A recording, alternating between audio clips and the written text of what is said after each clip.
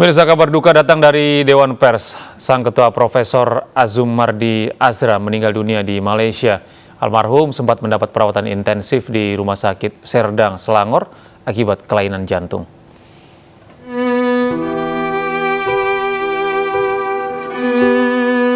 Cendekiawan Indonesia yang juga Ketua Dewan Pers tutup usia pukul 12.30 waktu Malaysia. Almarhum sebelumnya mendapat perawatan intensif di Rumah Sakit Serdang sejak 16 September lalu akibat kelainan pada jantung. Meninggalnya Profesor Azumardi Azra menjadi trending Twitter hari ini. Sejumlah tokoh dan pejabat publik pun mengungkapkan bela sungkawa atas berpulangnya Azumardi. Sepanjang hidupnya, Azumardi Azra lebih banyak berkutat dalam dunia pendidikan. Dirinya juga pernah menjadi wartawan di tahun 1979 hingga 1985. Jabatan terakhirnya adalah Ketua Dewan Pers yang baru dijalaninya sejak 19 Mei 2022. Dirinya yang meninggal dunia di usia 67 tahun dikenal sebagai cendekiawan Muslim.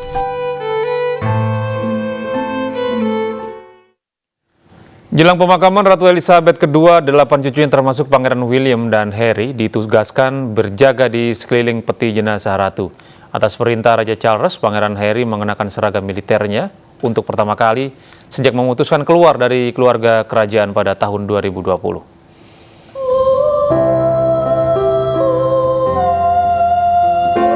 Delapan cucu Ratu Elizabeth II berdiri di sekeliling peti jenazah mendiang Ratu Elizabeth II di Westminster Hall Sabtu waktu setempat. Kedelapan cucu Ratu Elizabeth masuk secara bersamaan membentuk formasi mengelilingi peti jenazah yang dibungkus jubah royal standar dan dihiasi mahkota berlian. Kedua putra Raja Charles William dan Harry bersama anak putri Anne, Zara Tindall, dan Peter Phillips, putra Pangeran Andrew, Putri Beatrice dan Putri Eugene, dan dua anak Pangeran Edward, Lady Louis Windsor dan James Viscount Severn.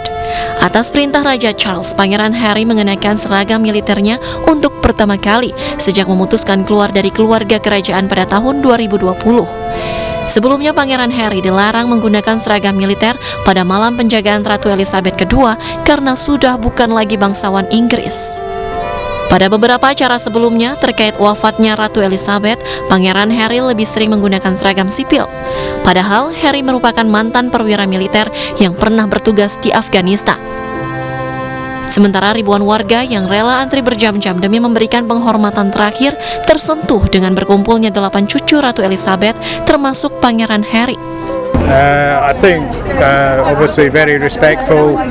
Could see that they were thinking hard about their grandmother and the Queen, and it was good to see them all together as a set of grandchildren, given the things that have happened over the last few years. So I think that was really good to see the family together.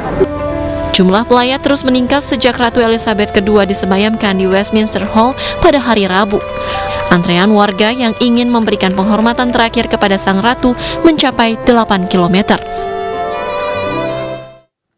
Pemirsa, gempa bumi berkekuatan magnitudo 7,2 mengguncang pantai timur Taiwan. Badan Survei Geologi Amerika Serikat menyebut gempa bermagnitudo 7,2 dan di kedalaman 10 km. Biro Cuaca setempat mengatakan guncangan membuat kereta barang keluar rel, merusak sebuah toko swalayan, dan membuat ratusan orang terjebak di jalan-jalan pegunungan. Sementara itu, setelah terjadi gempa Taiwan, Badan Meteorologi Jepang mengeluarkan peringatan tsunami ke pulau-pulau terpencil di dekat Taiwan. Sejauh ini belum ada laporan korban jiwa dan luka-luka.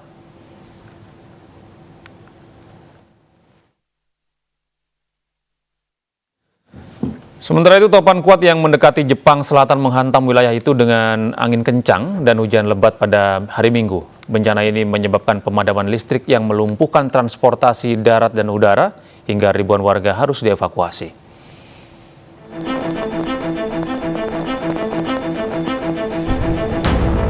Tayangan di televisi NHK menunjukkan hujan dan angin menerpa pepohonan dan hujan deras mengguyur jalan-jalan di prefektur Kagoshima yang dilanda bencana. Tempat lebih dari 9.000 penduduk berlindung di pusat-pusat evakuasi pada hari Minggu.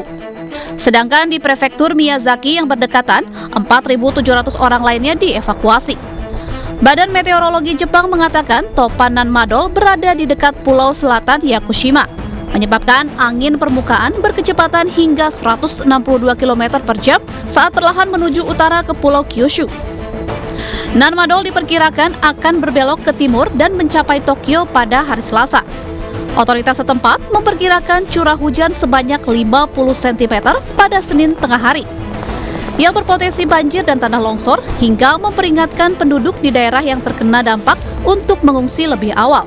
Sementara itu, Kyushu Electric Power mengatakan lebih dari 93.000 rumah di seluruh pulau Kyushu pada Minggu tanpa listrik karena kerusakan fasilitas saluran listrik. Sedangkan Japan Airlines dan All Nippon Airways menyatakan ratusan penerbangan domestik masuk dan keluar dari wilayah tersebut telah dibatalkan. Dan lebih banyak lagi direncanakan akan dilarang terbang di Jepang Barat hingga Selasa saat topan menuju timur laut. Transportasi umum termasuk kereta api dan bus di Kagoshima dan Miyazaki ditangguhkan sepanjang hari Minggu, termasuk kereta peluru di Pulau Kyushu telah ditangguhkan.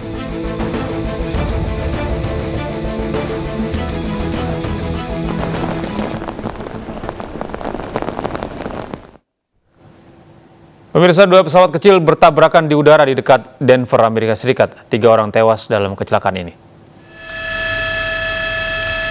2 penumpang salah satu pesawat ditemukan tewas di reruntuhan dan penumpang pesawat kedua juga ditemukan tewas di reruntuhan di lokasi yang terpisah.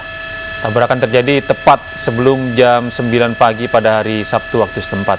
Komite Keselamatan Transportasi Nasional sedang menyelidiki tabrakan antara Cessna 172 dan pesawat Sonic Xenos di dekat Longmont, Colorado.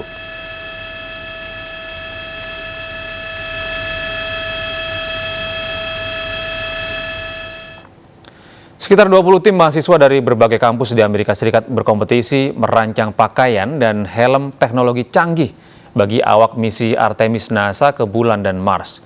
Selain merangsang kreativitas mahasiswa, program Switch Design Challenge ini memungkinkan NASA menyelesaikan proyeknya lebih cepat. Mahasiswa Bradley University ini tidak pernah berpikir akan terlibat di bidang antariksa. I am short, blind, and asthmatic, so I can't really be an astronaut if I wish to. Tapi kecintaannya pada video games dan komputer membuatnya terlibat dalam upaya nasional menciptakan teknologi helm astronot generasi berikut.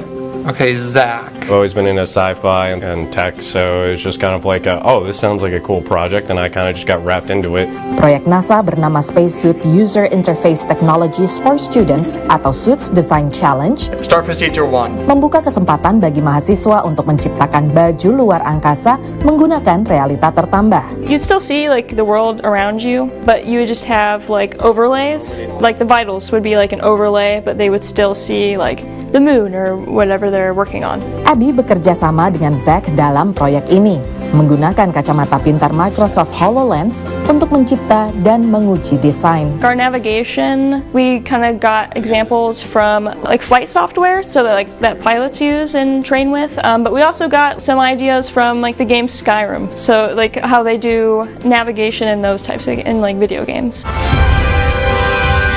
NASA mengumumkan awak misi Artemis akan menggunakan baju paling canggih. Jadi tantangannya adalah membuat versi akhir busana teknologi tinggi ini.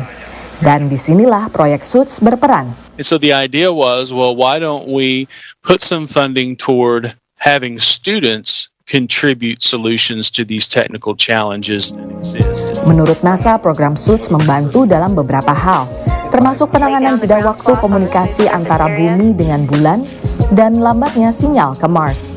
In this case, 250,000 miles away from Earth on the moon, or several million miles on Mars, there's somewhat of a delay in communications. And so if the astronaut has a little more autonomy to make some decisions based on the plan of the mission, augmented reality could help them do that. Biasanya tim Suits berkunjung ke pusat antariksa NASA Johnson Space Center di Houston, Texas untuk mendemonstrasikan rancangan mereka. Di masa pandemi semua berlangsung virtual, tapi justru dengan begitu 20 tim bisa berpartisipasi. Menurut Brandon, inovasi mahasiswa memungkinkan NASA merampungkan proyek desain teknologi ini lebih cepat. Dari Peoria, Illinois, VOA. Pemirsa, tak mau jadi pikun karena tak bisa aktif selama pandemi, Ibu Xiu Chen yang saat itu berusia 75 tahun membuka restoran bersama anak-anaknya. Ia memasak sendiri semua makanan yang dijual di Medan Kitchen di Rosemead, California yang tak pernah sepi dari pelanggan. Ini kari ayam ya, ini tahu.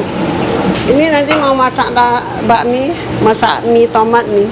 Inilah restoran Medan Kitchen di Rosemead, California yang tak pernah sepi pelanggan sejak dibuka saat pandemi. Berapa mulai masak, Bu? Setengah 7 mulai masak. Apakah merasa capek? Hobi masak. Dari kecil udah suka masak. Mama saya suka masak. Mama saya jadi belajar sama mami saya gitu. Dan inilah sosok di balik kesuksesan Medan Kitchen. Nama saya Xiu Chen. Umurnya 77. Buka restoran ini baru 2 tahun lebih gitu. Saya nggak ada resep di otak aja. Resepnya sembarang taruh aja. Tahu asal orang bilang enak ya udah gitu, nggak dicoba punya. Macam lontong orang makan bilang sejak dulu lontongnya rasanya sama gitu, nasi kuningnya apa semua gitu. Perempuan asal Medan berusia 77 tahun ini sama sekali tak terlihat lelah bekerja memasak berbagai macam makanan. Sehari ia dapat memasak 20 hingga 30 macam, dari nasi kuning, nasi uduk, mie ayam bakso hingga berbagai camilan khas tanah air. Anak-anak nggak suka saya buka restoran, takut saya capek. Saya pikir kalau di rumah kan takut duduk aja pikun gitu. Udah tua kan takut pikun, jadi cobalah. Tak tahu bisa rame ya udah teruskan. Kalau goreng-goreng itu hati sikit gitu, jangan terlampau dekat minyak gitu. Banyak pelanggan sesama diaspora Indonesia mengagumi Ibu Xiu Chen yang walau sudah lansia tetap semangat bekerja. Luar biasa. Masak bukan gampang ya. Terus di depan api, tetapi dia segar dan sehat sekali. Udah tua mas, tapi semangat masak buat orang. Kalau saya juga belum tentu bisa seperti dia. Pelanggannya juga warga Amerika seperti Grace yang rela berkendara selama 1 jam setiap minggu dari rumahnya di Orange County. Menurutnya, Xiu Chen seperti seniman lukis yang menjadikan peralatan masak sebagai kanvasnya. It's inspiring to see someone at this age to be so active and to love her art of cooking, because when I eat her food, I feel like I'm eating her art, and that's just so inspiring that you can be doing this when you're older, making a difference in the world and bringing your culture to people. I really think she deserves a Michelin star or a Michelin Bib Gourmet. Walau bekerja 7 hingga 8 jam sehari, Ibu Xiu Chen selalu semangat dan akan terus memasak hingga tak mampu lagi. Kalau masakan, kalau anak ajar anak, kalau dia udah bisa yo, kalau udah capek baru lepaskan. Tapi sekarang enggak lah, masak dulu. Dari Rosemead, California, Andri Tambunan, Dania Iman, Nia Iman Santoso, VOA. Kita beralih ke informasi lain pemirsa. Demi menghargai sosok perempuan dalam kehidupan, kelompok Indonesia Kita mementaskan seni ludruk berjudul Perempuan Pilihan. Dibintangi sederet artis dan tokoh tanah air, karya sutradara Agus Nur ini adalah pementasan seni bertema perempuan yang keempat sejak 2012 lalu.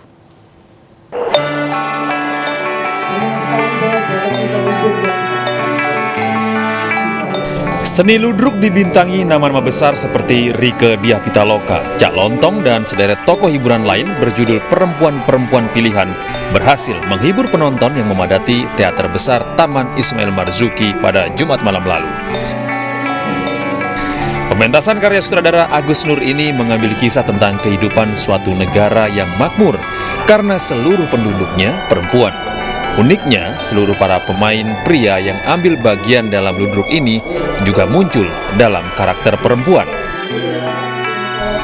Bukan kali ini saja kelompok Indonesia Kita mementaskan seni yang menyuarakan sosok perempuan. Setidaknya sejak 2012 sudah 4 kali menggelar lakon untuk perempuan. Menurut sutradara sekaligus penulis naskah, ludruk kali ini adalah salah satu bentuk penghormatan kepada perempuan. Ya, bagaimana selama ini perempuan selalu dimarginalkan, perempuan selalu dianggap perannya gitu ya, perannya sering tidak dihargai. Ya, di lakon ini sesungguhnya ingin mengupayakan penghormatan kita pada peran-peran perempuan. Itu saja sih sebenarnya. Pentas perempuan pilihan ini merupakan pertunjukan episode yang ke-37 yang digagas kelompok Indonesia Kita, di mana sejak tahun 2011, kelompok Indonesia Kita kerap menghadirkan seni hiburan dengan pesan moral yang mendalam kepada penonton. Dari Jakarta, Aryadin Alfagani, iNews melaporkan. Hampir 3 pekan beraksi, hacker Bjorka belum juga ditangkap oleh tim khusus. Kami hadirkan informasi selengkapnya sesaat lagi.